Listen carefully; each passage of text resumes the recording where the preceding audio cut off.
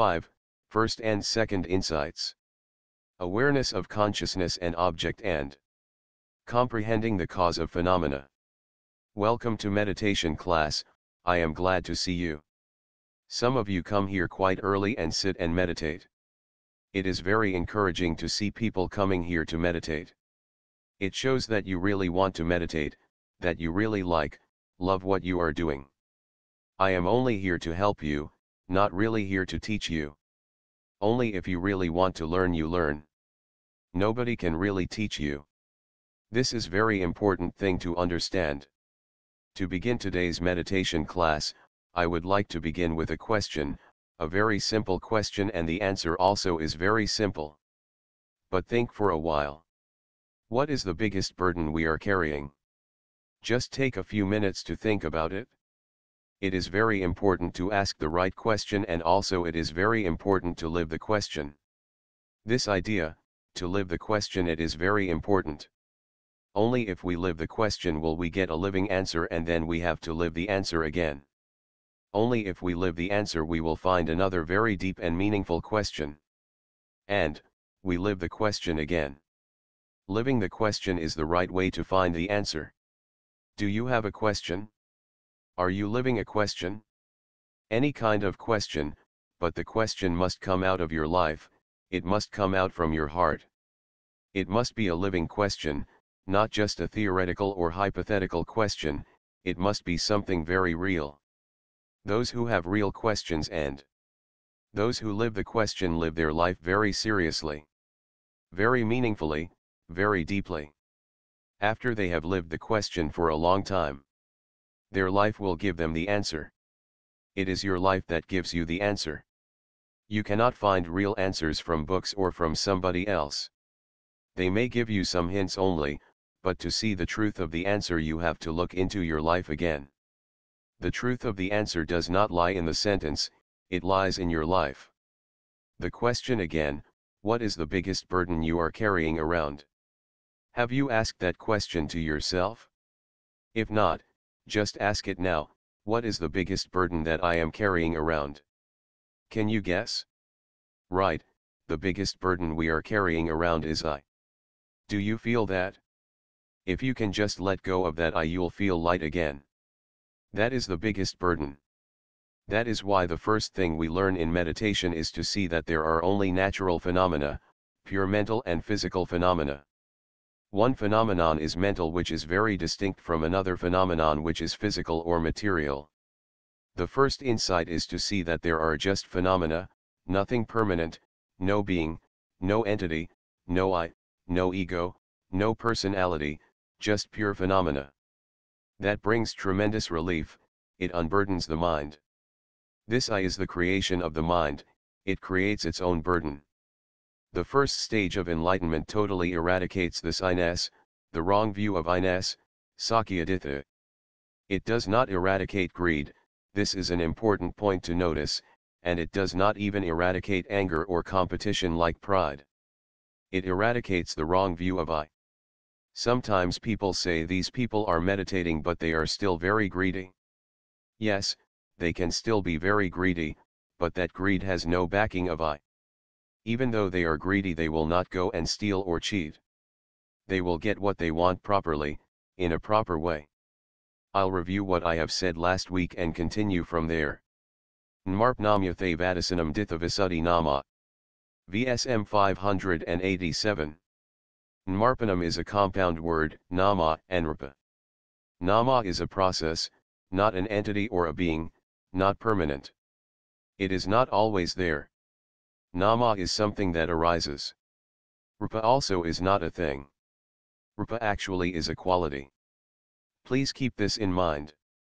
Whenever we use the word rupa, we are not talking about a thing. We are talking about a quality, like heat, is a quality not a thing, cold is not a thing, it is a quality and it is a process. It is something going on and on continuously. It has continuity, but it is arising and passing away, arising and passing away. That is why it is called a process. These two processes, nama and rupa, are distinct, they are not the same. Sometimes I hear about this non-duality, saying that there is no such thing as nama or rupa, both of them are the same. That is not true. They are not the same. They are very distinct. Nama is a kind of consciousness, knowing. Rupa is just an object without this quality of knowing, it doesn't know. Nama is that quality which knows, Rupa does not know anything, it is just pure material quality. They are two different things, material and mental. In the meditation practice, the mind becomes very quiet and still, although sometimes a few thoughts might come and go, the mind stays on the object for a long time. It begins to focus on one thing, it does not put things together. This not putting anything together is very important. When we put things together we get a concept, we get panati. When we don't put things together, when we see something purely as it is, then we are really seeing the quality, either nama or rupa. When the mind becomes so still and sees pure quality, we can see that this is just pure quality, not a being, not a man, not a woman. This is the first insight, it is very important. Unless we can get to this first insight, there is no hope of any progress. We come to see that there is this consciousness which is aware of this object. For example, this sound, when I make a sound, this sound is pure physical quality, it is a process. You can hear the ringing going on and then it goes away. Before I make a sound there is no awareness of this sound. This awareness arises because of this sound. You can see the two very clearly, very separately. And the awareness arises now. It is not already there, to be aware of. It is not waiting to hear the sound. The awareness arises when the sound arises. Before the awareness of the sound there is another awareness, which is also a condition for the next awareness to arise. But they are not the same. We think that there is some sameness all the time, something that is always there. This is the way we create continuity in our mind. Thoughts create continuity and they create this idea of sameness. When we totally stop thinking and become mindful and concentrate and pay attention to whatever is happening right now, we see that something is arising right now. It was not there before. It is right now.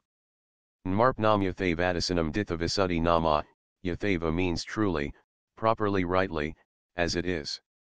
Dasanam means to see. To see nama and rupa, mental and physical phenomena as they are, truly, properly, rightly is called dithavisuddhi. Ditha means view. Visuddhi means purity or purification. And here the second word nama means it is called. When we see this Pali word nama, we have to keep in mind that it has many meanings, a different meaning in different contexts. In some cases, some people translate namarpa as name and form, which is wrong translation. I discussed this with Venerable Nanavisuddhi and it took us 2 days. We went through many translations. Nama does not mean name. Name is a concept. But another meaning of nama is name. And in another case it means. In the beginning of the sentence, nama means mental process. In the same sentence, at the end, nama means it means. So to translate this Pali sentence, it means dithavisuddhi, purification of view, means seeing as it is, truly, properly, rightly the process of mental and physical phenomena. So namarpa doesn't mean name and form. Name is a concept. Form and shape is also a concept. They're not reality. When we meditate and develop this namarpa parakidhanana, it does not mean that we know the name and the form, it means that we see mental and physical process. Wrong translation gives us a very wrong idea, it is very confusing sometimes. For example, we are sitting and meditating and breathing in and out, at first we are aware of the shape of our body, the shape of our nose. Sometimes we even imagine the shape of the air long, like a rope, going in and out. This long is something you imagine. Where is the long air going in and out? No long air. But sometimes it feels like that. Slowly and slowly we overcome all this imagination of shape and name and we come to the pure awareness of sensation. Something rushing in, touching, pushing and this touching, pushing is a process, a very simple process. Even in this simple process, we have wrong view. To purify this wrong view, we see this simple process without mixing it with anything else. We see that this is just pure sensation. And after a while we see that there is this consciousness, which is aware of this sensation. The sensation can be warm, can be cold. When we breathe in, it is a little bit cool, when we breathe out, it is a little bit warm. This warm or cool, pushing, touching, you become aware of it, we are not thinking about it, and we see that there are two very distinct processes going on. And neither of them is a being, an entity, and neither of them lasts a long time. They are arising now and disappearing now. In the beginning we don't emphasize on arising and passing away, we emphasize on just pure process. This physical process, this materiality has no volition, it has no intention. For example, the hair does not know that it is in the head, and the hair does not want to go anywhere, so who wants to go? Mind, consciousness. This materiality has no volition, no intention. Seeing that consciousness goes to the object and it reaches the object. We want to hear, we pay attention, and this paying attention is a quality of nama, taking the object, knowing the object. There is something which does not know anything, which is physical process, and there is another process which knows the object. The two are very different. Nama arises because of the object. Without any object there cannot be any consciousness. The consciousness is not already there. For example, when I touch like this, the sound does not come out of the stick, it does not come out from the bell even. This means that the sound is not already there. Depending on how hard I hit, the quality of the sound will be different, it is not already there sitting and waiting to come out one after another. If it is already sitting there waiting to come out, no matter how hard I hit, the same sound will come out. If I change the condition, the result will be different. So, the sound is not in the stick, it is not in the bell, and it is not waiting there. It happens when the stick hits the bell, which means everything is new. To understand it as something new is very important. It is the same thing with seeing, when there is no awareness, when you keep your eyes shut, you do not see what is in front. The moment you open your eyes, something strikes your eyes, and this awareness, this seeing consciousness arises. It arises at this moment, you can see the two different things, the object and the consciousness. This is called Nmarpa Parakadanana. In another case, for example, when you want to move, first consciousness arises, the intention to move, and then the hand or the leg moves. In the case of the sound preconditions the consciousness, because of the sound, consciousness arises. In the case of moving, it is your intention which preconditions the movement, physical process conditioning mental process, and mental process conditioning physical process. It works both ways. When we feel hungry and we want to eat, we take the food and put it in our mouth. But who is eating really? The function of eating it is done by the body, the physical process. The hand takes the food and puts it in the mouth. If you don't move the hand and just sit and look at the food and tell the food to go to the mouth, it won't go. The mind intends and gives directions, instructions to the body, so the mind intends and the body eats. Mind and body eating, not I eating. Mind and body eating, but we think that I am eating. In truth it is just mind and body process eating. If you can understand that as a process, then you have this purity of view. When you want to drink, it is the same process. When you want to walk, it is the same thing. Like you are standing for a long time and you feel very tired, your legs become very stiff, you want to move, and the intention is coming, move, move, it really pushes the body. You decide to move, lift your leg, move it forward and place it, so, mind and body moving, not a being moving. That way of seeing is Namarpa Parakadanana. In truth there is no being. There is a reality where we see the being as a truth, this is Samyuti Sakha, mundane reality. Don't mix the two realities. In mundane reality there are beings, there are men, there are women. When we come to Paramatha, when we meditate we go beyond that, and look into the qualities only. But when we meditate we don't think about it. The important point is to try and think before you meditate, but when you sit and meditate don't think about namarpa anymore. As you become more and more mindful, as your mind stays more and more on the process, it will appear naturally, spontaneously, and the understanding will be there very clearly, two processes going on. Understanding or seeing namarpa process properly, rightly means seeing that this is nama, this is a mental process, this means that this is not a being. This is mental process. And nama means just this, process. It does not mix with physical process, no mixing, and no adding. Normally we mix all things together and we have a vague idea about things. But here we come to a very clear-cut seeing, this is nama, just nama, and it does not mix with rupa.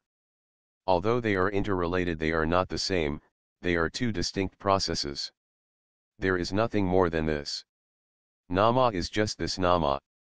It's not more than that, and seeing, this is rupa, physical, heat, cold, movement, pressure, heaviness, anything, these are just physical process. This much is physical, not more than this. It has a limit to it. This much is physical. It doesn't mix with mental, although it is also related with mental process. No more than that. Just seeing the inherent quality of nature, many different qualities, just seeing the different qualities of nature. Clean the impurity of seeing the process as something, ego, or I, and to remove it. So remove the impurity of the wrong view of I, or the wrong view of soul, of being, of entity. Removing this wrong view of belief in a soul should be understood as ditha-visuddhi. When a person reaches this insight, namarpa parakidhanana, this state of insight is purity of view, ditha-visuddhi. That comes with the first insight. The second insight is pakaya paragahanana. Pakaya means cause, and paragaha means grasping, understanding. Nana means understanding. This English word grasping has many meanings. One of them is to grasp something in your hand, to take it very firmly, but it also means understanding. So, grasping the cause of the phenomena, seeing, understanding the cause of the phenomena, they are related. First we see the object as object and the consciousness as just consciousness, and then slowly when this insight becomes mature, without thinking about it, the meditator starts seeing that because of this object, consciousness arises. This object is the cause of this consciousness. The consciousness does not arise by itself, nobody is creating it. It is not arising just without any reason, it is arising because it has a cause to arise. Depending on the person's intellectual development or knowledge. Different people see different aspects of causes, and some people see more, some people see less, but it does not matter. The thing that does matter is that no matter what arises you see that it has a cause. For example, taking the sound again, the consciousness of the sound arises because of the sound, which is quite obvious. But we may think that everybody knows that, why do we need to go and meditate? We don't need to meditate to find that out. We know it intellectually, but it is quite different. Intellectual understanding does not remove this strong belief in self. We think that we hear the sound, I hear the sound. But in meditation this I disappears. You see that this consciousness arises just now because of this sound, no I hearing. Sometimes you come to the understanding that because of the ear, there is hearing, hearing is a consciousness. Sound and ear, the eardrum, which is the sensitive part of the ear, is the cause of hearing. If you go on meditating for a long time, you come to understand that, only when I pay attention, I hear the sound. I am using the word I in a conventional sense. Sometimes there is a lot of noise going on around, people talking, etc., but if we don't pay attention we don't hear. We come to understand the mind turning to the object. Paying attention, manasikara. Without paying attention we don't hear. When we are sleeping, although the eardrum is still working and there are many sounds happening, we don't hear, Because we are not paying attention. This is a very obvious example. Also, when we are awake and we are very absorbed in reading, if somebody near us calls our name, we don't hear, because we are not paying attention. Sound, sensitive ear and attention conditions the hearing. The same with seeing, we think that we see, but when we develop this insight and we are looking at something, we know the consciousness, we know that because of the object there is this consciousness. After a while, without thinking it may appear to you, and because the eye is sensitive, we see. Sometimes people come and tell me it is so amazing, we see.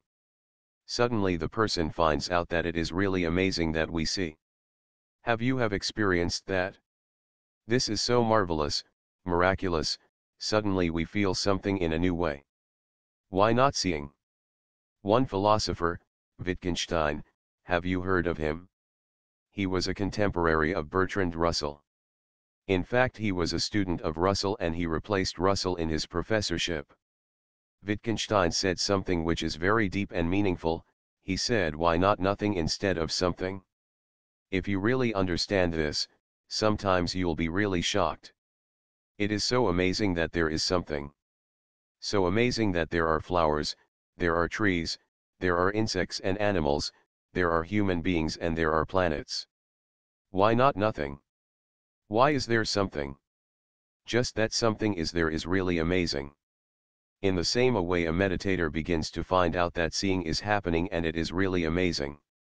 The person sees the seeing as a new process, a new experience. Most of the time we go about doing things unconsciously, like in a dream. Suddenly we wake up and see that there is seeing, and this is really amazing.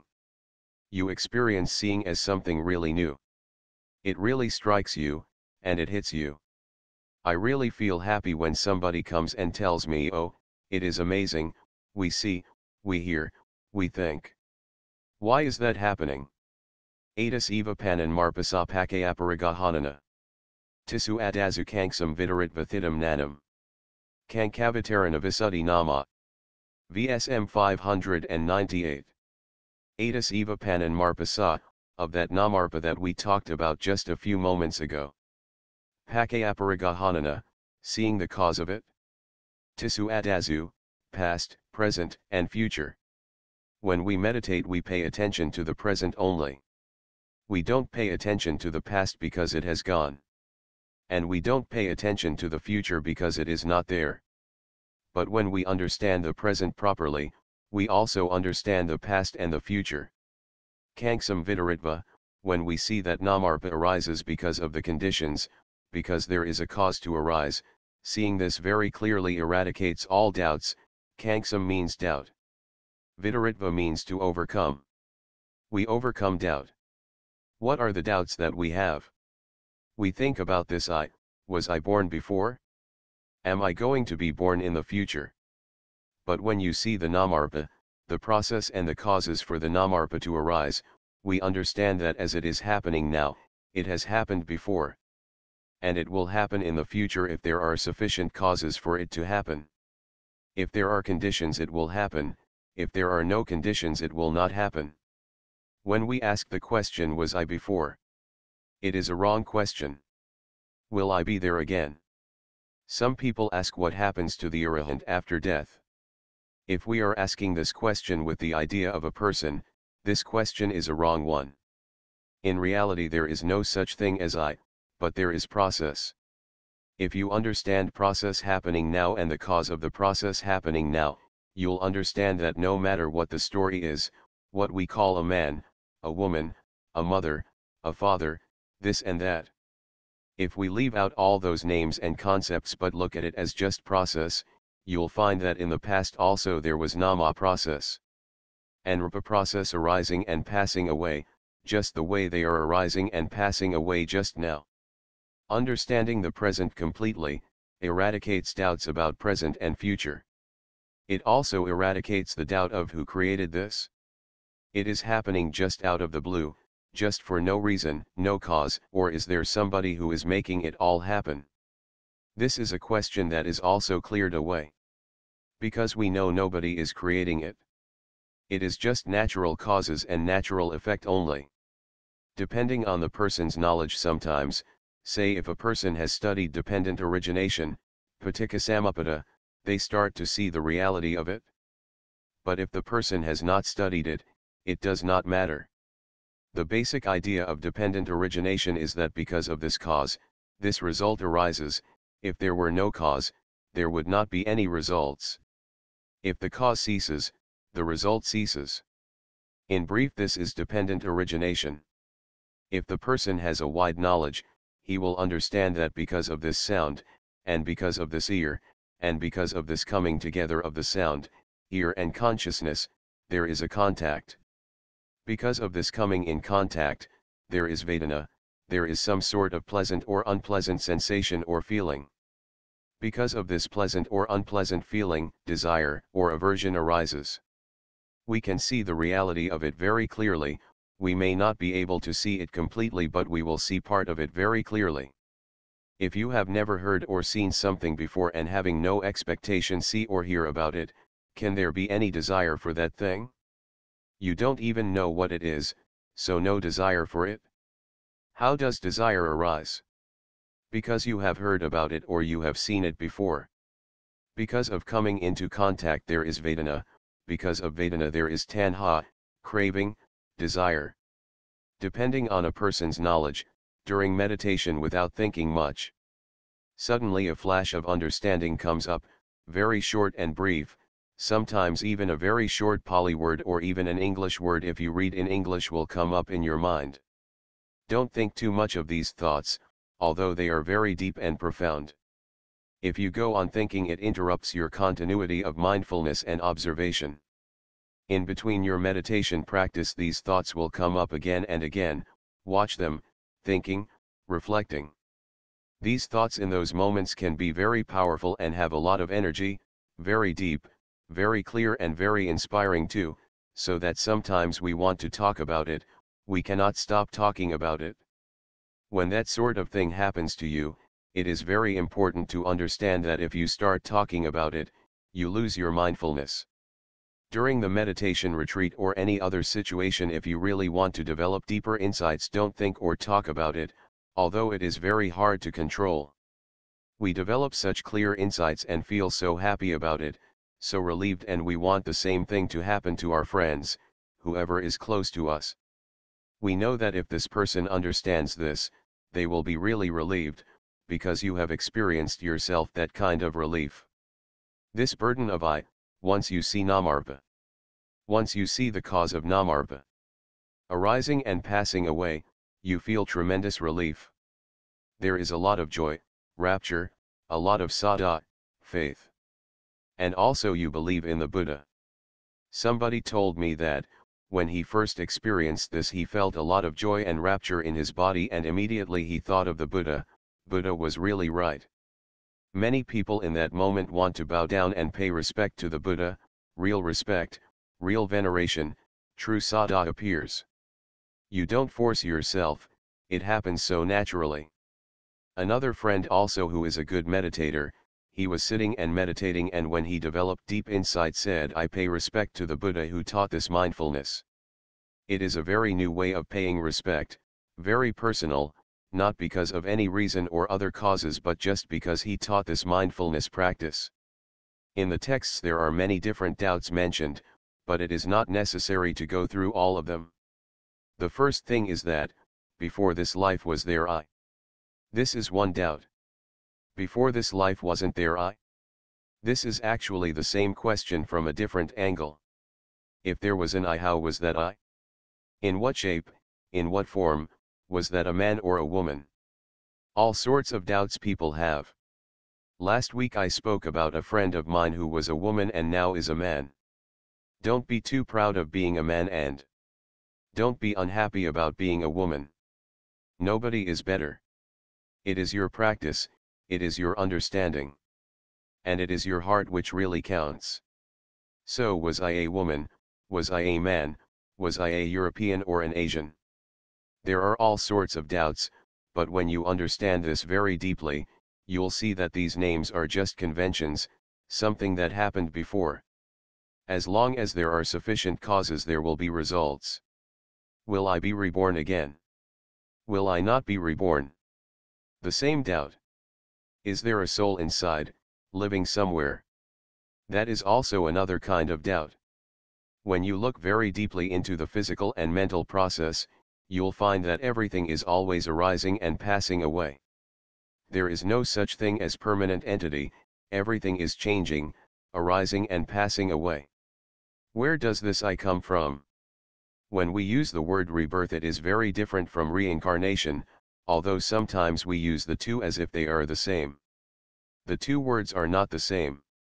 Reincarnation means some permanent entity taking a new body. It means that a soul is going into a new body. There is no such thing as the soul going into a new body, there is only consciousness, mental process, and physical process. In the text it is explained in great detail, repeating the same thing again and again. It is a 2-volume text on meditation. If I go through every detail it will take quite a long time. Just try to understand this in any other context, smelling, tasting, sensation on the body, in the sound and seeing, as I have explained before. Take that as an example and try to understand any other process in the body and mind. Just briefly, for some people who have a very deep understanding, they see the dependent origination from the beginning, so, avidya, which means ignorance or not knowing what? Not knowing the truth, not knowing the reality. Because we don't know, we think that if I do this I'll get something that will make me happy. This is called not knowing, because there is nothing that can really make us happy. If you think about it, it is very depressing. We have been deceiving ourselves for too long. Just wake up and grow up. Have you ever found anything that really makes you satisfied always? We look for that all the time, something that would make us really satisfied, really happy. Have you found it? Is there anything like that? Believing that something will make us happy. And doing things in the hope that it will make us happy. It is a delusion, it is avidya, also not understanding the Four Noble Truths, which is the same thing. I want to put things in a very simple way so that you can relate to it. For example, we do dana here, every Sunday, people come and offer to me. Every day people come and offer, that is a good thing to do, generosity is great. We need to help each other, to give to each other. We give money, we give food, we give clothing, we give time, we give attention, we give knowledge, teaching is also giving, and it is good to do. But what do you expect from it? That expectation is very important. If I offer this food to this venerable bhikkhu, monk, then by the result of this karma, I'll be reborn as a very rich person, I'll be very happy, I will be very satisfied. This is delusion. It will bring results but it will not really make you happy. Even in doing dana sometimes we are doing it with a lot of avidya, thinking that it will bring us real happiness, real satisfaction. Why do we do that? What do we expect when we do that? The best to expect is that by the power of this generosity may I get the opportunity to practice and understand the reality, that is the reality that we can hope for. In many stories you'll hear that somebody offers a small amount of this and then he got so much. It is a good investment. It is based on greed and I'll get a lot again, it is a good investment. Look deep into that, because if you expect so much, it is greed.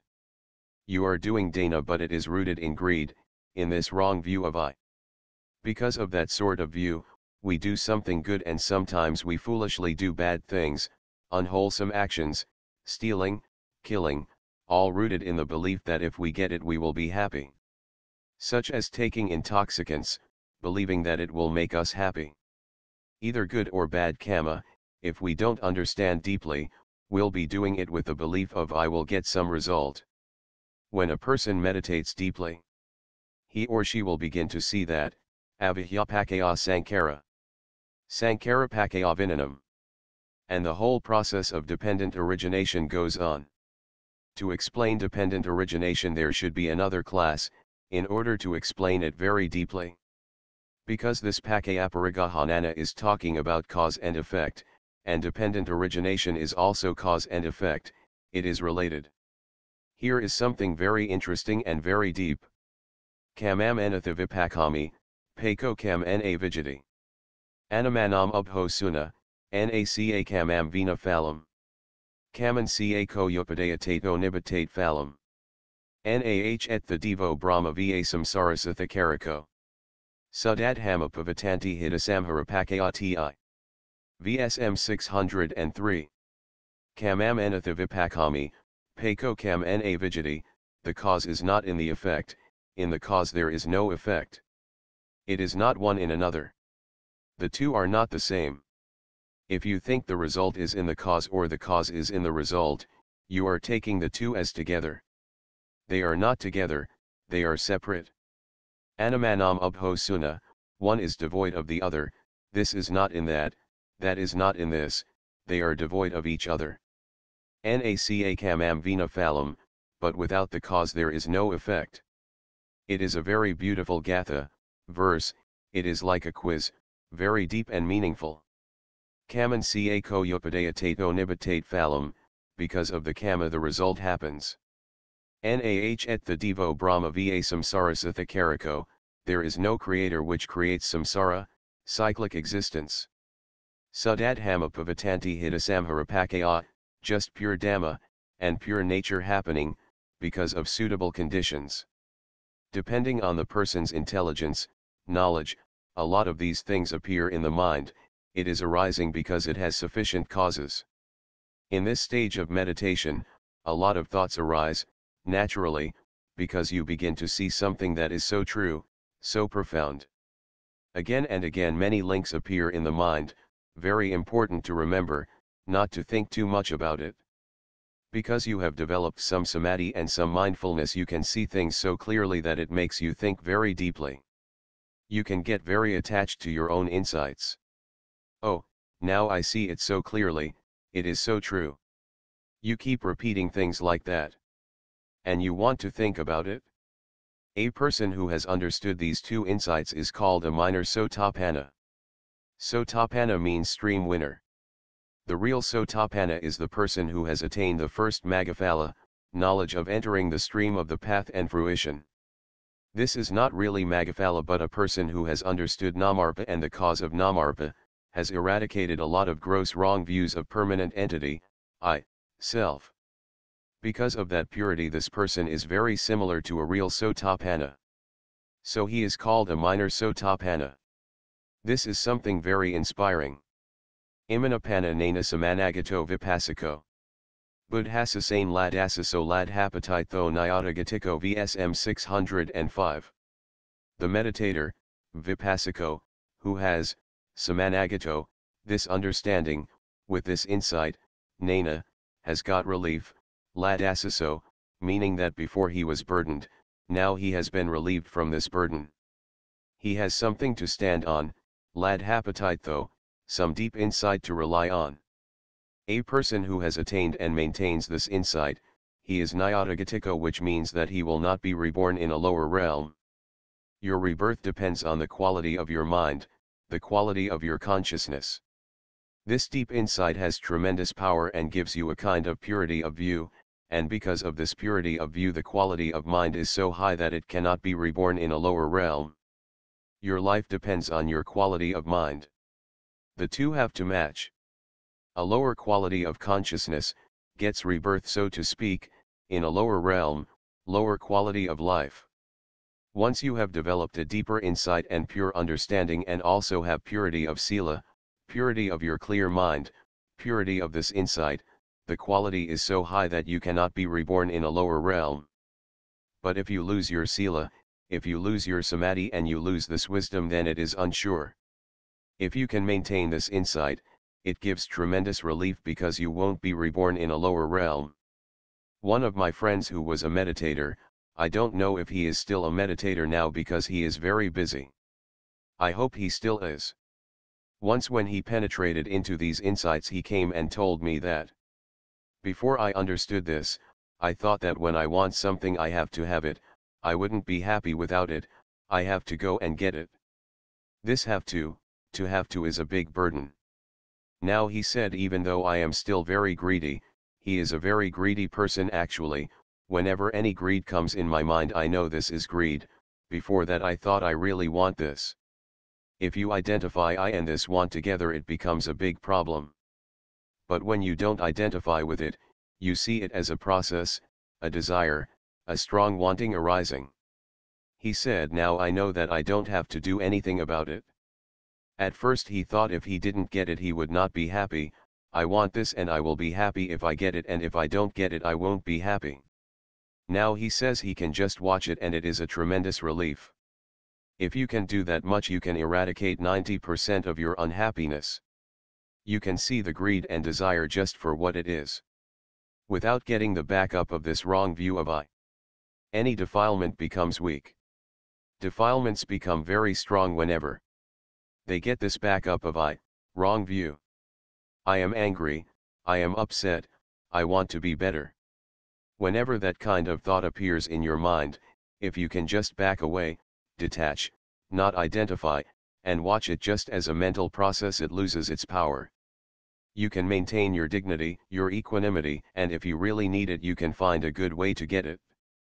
Between what we need and what we want there is a very big gap. What we want is limitless, what we really need is very little. You won't believe how little we really need to be happy. I told you about my teacher once, maybe some of you remember. He lives in a very small place. He is a very learned monk, exceptional. I am very fortunate to have met quite a few teachers. They practice what they teach and they teach what they practice. They are not teaching from the head or from the books, they teach from their life. So, this teacher lives a very simple life. His place is empty, just a bare empty room. He sleeps on a piece of wooden block and puts a towel on it and uses it as a pillow. No carpet, nothing on the floor. He will spread a piece of cloth on the floor and sleep there. No furniture, nothing in his place. Some people, who came to visit him, found he had nothing. They said that they had heard about this monk not having anything, but when they got there and looked in the place they really found that truly he had nothing. He eats one meal a day, vegetarian, most of the time a little rice, a bit of tomato salad, bean sprouts, very small amount of boiled beans and a very small amount of some other vegetables. People offer him cakes, biscuits, but he does not eat them.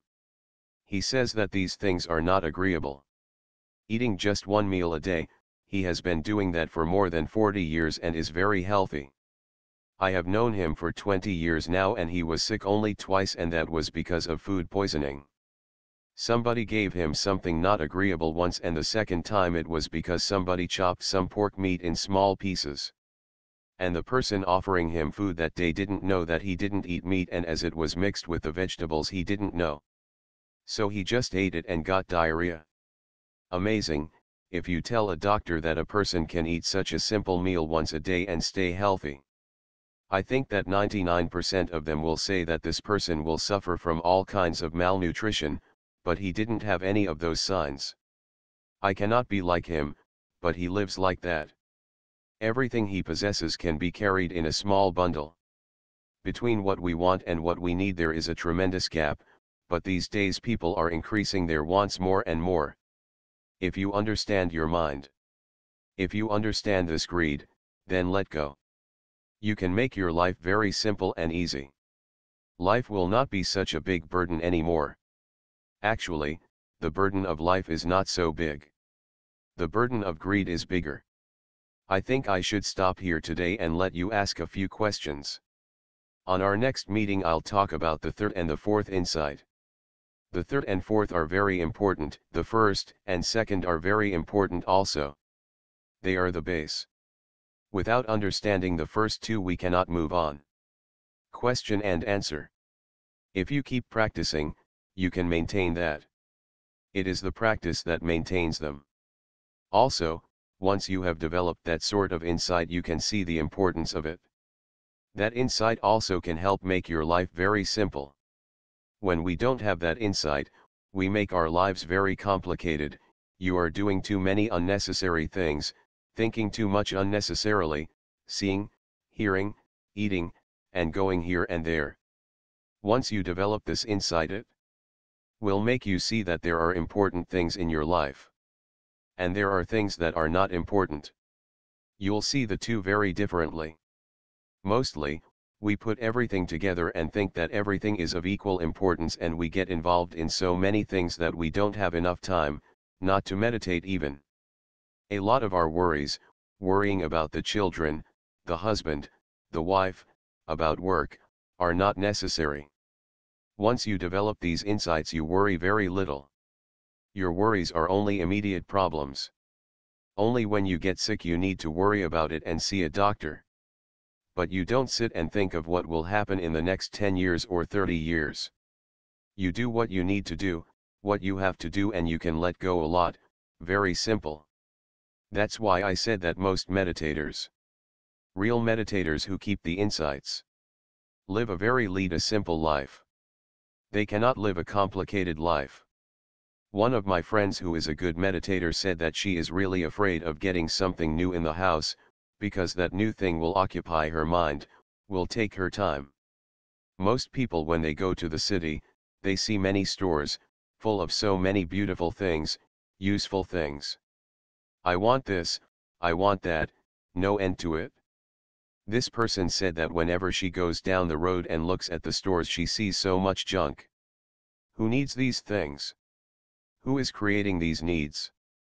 People are creating need and making you believe that you really need it, and if you don't have it you won't be happy, you are conned. People who understand this mental process deeply know that they don't need it. You can do away with so much and let your life become very simple. And you'll have more time to meditate. It is important to maintain the insight. And the only way to do it is to keep practicing. If you can develop deeper and deeper and reach the first stage of enlightenment, there is no way of coming back again. Until we reach the first stage of enlightenment, we have to keep practicing. Question and answer. I said that nama has many meanings. We already know that nama means name, rupa means form, nama, mental process, rupa, physical process. Use the meaning according to the context. Nama has many other meanings too, it is confusing. Once you understand that there are many meanings and you use the right one for that context, it won't confuse you anymore. Question and answer. In brief, the first insight is to see that there is a physical process, which is not a being, and there is another process, consciousness, mental process. The two are distinct. Physical process is not mental process is not physical process, but one conditions the other. For example, when you hear something, the sound conditions the hearing, the ear conditions the hearing, the sound and the ear, which is the eardrum, is rupa, physical process. You pay attention to the sound and this hearing consciousness arises, which is nama. Another example is when you want to move, the intention to move arises, which is consciousness, and the body moves. Even when you close or open your eyes, there is the intention to open and to close. Intention and consciousness arising with it is nama. Second insight is very close to it. You see that this nama arises because of this rupa, and this rupa, physical process, arises because of this mental process. Depending on the situation, the two condition each other. Seeing the conditioning, seeing that it arises because of conditions, is the second insight. I have not spoken about the third and the fourth insight yet, but since you want to know, I'll explain them very briefly. The first insight is anatta, seeing nama and rupa as a process, not a being, not an entity, not soul. It means anatta. Seeing that it arises because of sufficient causes, it is also anatta. It is not created, so this is also anatta. The third insight sees all three, anicca, dukkha and anatta, seeing this process arising and passing away. Only in the third insight the person begins to see real anicca, arising and passing away, but not really mature. The fourth insight emphasizes more on anicca, not dukkha, and anatta. Although it comes together, it emphasizes more on arising and passing away. Next week I'll talk about the third and fourth insight in detail. As I repeat things, I hope it will get clearer and clearer. Question and answer. Even the first two you will not be able to get them by just reading. It is easy to understand when you talk about them, but it is not real insight, it is knowledge. When you experience them you'll know because at that moment you are not thinking about them. You are really seeing very clearly. It is really amazing how clear it is. It is really surprising also. Question and answer. A few people that I have known that don't read much have reached the first insight, but it is very difficult to reach deeper insights. They see that thoughts are just thoughts, there is no being there. I know one person like that. He didn't go to any meditation center, but when I spoke with him, the way he spoke about it makes me feel that this person has real deep insight about just process. He said there are just thoughts, they are not mine, they come and go. Question and answer. Minor insight, according to my understanding of what you mean. Buddha spoke about 3 different kinds of understanding. First, you understand something when you listen to somebody talking, or when you read. That is a kind of minor insight. Second, when you think deeply, you get a deeper insight, and the third is real meditative insight. The first 2 levels you can just read, listen and think, you can clear away a lot of wrong views just by reading and thinking. That's why it is important to read, to listen, and to think, to ask questions and to make things clear. That's why we are here to get minor insights. Listening and reading can give you deep insight, but there is one more stage to go, meditative jnana. This is the beauty of the teaching of the Buddha. Buddha acknowledges the knowledge or understanding you get from reading and listening and the knowledge that you get from thinking, and mostly people stop there, especially Western philosophers, they stop there. Buddha goes one step further, meditative jnana. Question: but you can't get really deep insight unless you are meditating. Answer: that's right. That's why Buddhism is practical. If you really want to understand nama, rupa, anicca, dukkha, anatta, there is no other way to get it. The only way is to really meditate. To become really mindful. That's the profundity of the Buddhist teaching. Question and answer. Samatha meditation is a base, a very strong base, very good if you can develop that. Question and answer. Buddha talked about mindfulness every day, and mindfulness is vipassana. Buddha has repeatedly spoken about looking deeply. Satipatthana is vipassana. These 4 foundations of mindfulness have 4 different types of objects. In practice we cannot really categorize them like this, because they get mixed. When you sit and meditate on breathing, it is kayanupassana, and then thoughts come, and you watch a thought, it is cittanupassana. You feel something in your body, which is pleasant or unpleasant, that is vedananupassana. Sometimes your mind becomes very calm and you see, oh, it is calm, which becomes dhammanupassana. When you are mindful and you know there is mindfulness, it is dhammanupassana. Nu is a short form of anu, which means repeatedly, passana means to see it again and again. When you see something just for a brief moment, you are not really sure of what you have seen. But when you see it again and again, it becomes more and more clear. If I have something in a cup and I cover it, show it to you for a brief second, cover it again and ask you what is in there, you may not be very sure. If you have some time to look at it, you know what it is. So, it is keeping your mind again and again on these processes: kaya, vedana, citta, dhamma. Question and answer. Without a cause, nothing can arise. When you have a pleasant sensation, it is because, for example, the most obvious is unpleasant. If you pinch yourself, there is an unpleasant sensation. Because of the pinching, something coming in contact, it is hard, so you feel pain. When you sit on a very soft mattress, it is very pleasant. With the eye you have only neutral feeling, neutral vedana, it has no pleasant or unpleasant, but when you interpret it as pleasant or unpleasant, it becomes another process, a mental process. When you like what you see, it is not eye consciousness anymore. This liking is another consciousness. When you see something, purely seeing is eye consciousness, and at that moment you don't even know what you see, there is only pure seeing. Another step is when you identify with what you see, and then you decide whether you like it or not. Consciousness is nama, the object is rupa, which is color. When we see, we only see color. I consciousness is only color, it does not see man or woman or anything, only color. The next step happens in the mind, which is interpretation. When the mind interprets, it is not seeing consciousness anymore, it is mind consciousness. Because of your past experience, when you see something, you know what you see. Because you liked it before, you liked it now. If you see something totally new and you don't know what it is, you don't have either liking or disliking. You just think, what is this? So, it is past conditioning. For example, in Burma a lot of people like this fish sauce, ground fish paste, ground like flour. It is sticky and very smelly. People like it very much and I hate it very much. So it is conditioning. When seeing is not mixed with anything. Not mixed with memory. That is pure consciousness of seeing. It has no liking or disliking.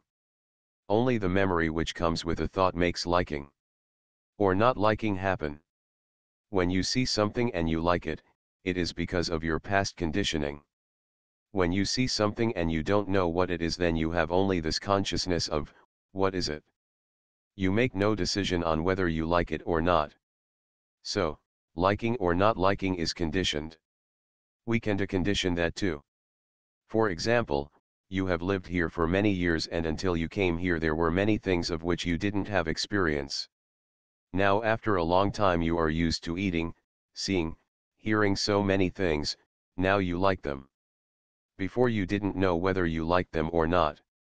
Sometimes we eat something and we are not sure whether we like it or not. But if we eat that thing again and again, slowly we acquire the taste, and we begin to like it.